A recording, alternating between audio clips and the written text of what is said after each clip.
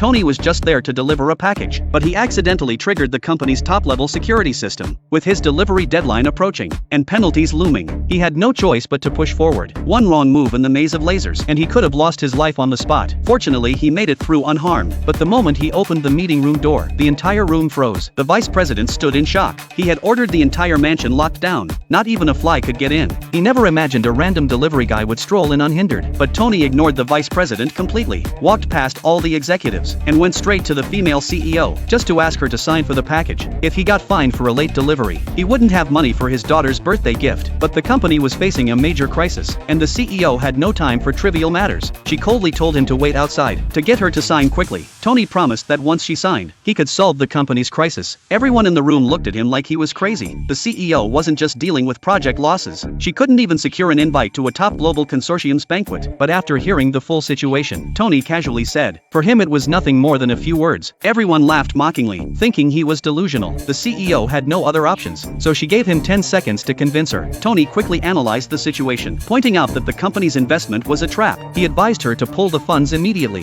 and reinvest in a new project. If she secured support from the top consortium, the project would not only save the company, but generate unprecedented profits. After a moment of thought, the CEO decided to take the risk. The vice president was thrilled, thinking the CEO had fallen for Tony's nonsense. He even joked, once he became chairman, he'd hire Tony as his security guard for $6,000 a month. The CEO then signed the delivery. Tony barely avoided the penalty when he suddenly got a call from a co-worker at the construction site. He rushed over, only to find all his fellow workers kneeling on the ground. Before he could ask what happened, he saw his wife step out of a rich man's luxury car. He angrily confronted her. His wife didn't bother hiding anymore, and coldly said she had long been tired of him, a broke delivery guy who couldn't help her succeed, and made her a laughingstock in her social circle. The rich man helped her secure a $1 billion investment from the top consortium. She then threw a divorce agreement at Tony, but Tony, having seen her true colors, signed it without hesitation, and told her she'd never get that $1 billion investment. She scoffed at his words, not knowing she would soon pay a heavy price, because the delivery man she lived with for 6 years was actually the head of the top consortium. Years ago, he shattered the true dragon pillar in an accident, and was forced to live in hiding under a new identity. He only married her because he had mistakenly consumed dragon blood and lost his mind for a time. They ended up having a daughter, so he always felt guilty toward her, until yesterday, when the dragon pillar reappeared. He planned to throw a birthday party for his daughter at the most luxurious hotel and reveal his true identity. He had even prepared a $10 billion investment as a surprise gift for his wife, but she betrayed him before the surprise could be delivered. Elsewhere, the CEO suddenly received good news from her assistant. Not only had the company turned a profit, but they had unexpectedly been invited to collaborate with the top global consortium. She instantly realized that the delivery guy was no ordinary man, but the assistant dismissed him, saying he was just a live-in son-in-law to some third-rate business family with no status whatsoever. Maybe he just got lucky with his advice, but the CEO didn't agree. To thank Tony for his help, she had her assistant prepare a gift and headed to the banquet herself.